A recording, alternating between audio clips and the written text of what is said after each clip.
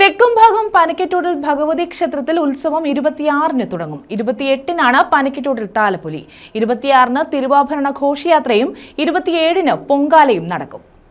ചവറ തെക്കുംഭാഗം പനക്കറ്റൂരിൽ ഭഗവതി ക്ഷേത്രത്തിൽ ഉത്സവം 26 മുതൽ മെയ് 8 വരെ നടക്കും.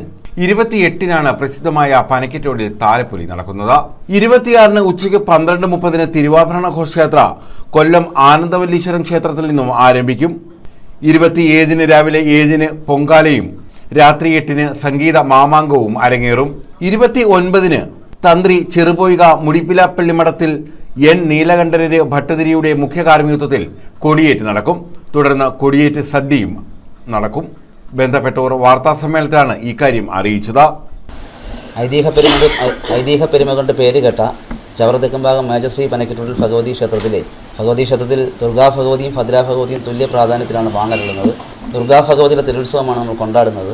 തിരുത്സവത്തോടനുബന്ധിച്ച് ഉത്സവത്തിന് മുന്നോടിയായി ഭഗവതി നാട് കാണാൻ ഇറങ്ങുന്ന ചടങ്ങാണ് താലപ്പൊലി ഉത്സവം.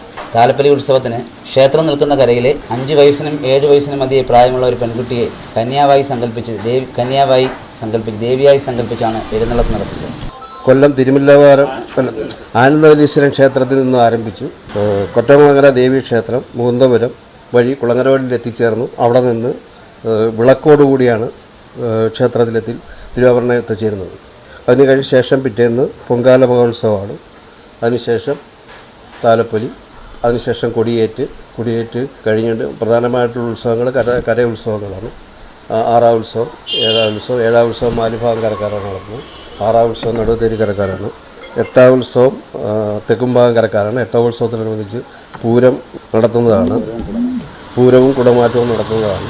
മെയ് 6-ന് ഗജപൂജ, ആനയൂട്ട്, ഉത്സവബലി, പൂരമെഴുന്നള്ളത്ത്, പൂരവും കുടമാറ്റവും, കാഴ്ചശീവേലി, സേവ, ചമയവിളക്ക് ഘോഷയാത്ര, വിളക്കിനെഴുന്നള്ളത്ത് എന്നിവ നടക്കും. 8-ന് ആറാട്ട് മഹോത്സവത്തോടനുബന്ധിച്ച് ഉച്ചകഴിഞ്ഞ് 3 മുതൽ കെട്ടുകാഴ്ച നടക്കും. വാർത്താസമ്മേളനത്തിൽ ഉപദേശക സമിതി president T Rajendran Pillai, secretary B Rajesh, vice president R Ratheesh, publicity convener R Suresh Kumar, ഉപദേശക സമിതി അംഗം സുരേഷ് കുമാർ കുഴിയത്ത് എന്നിവർ പങ്കെടുത്തു. News bureau, Chavara.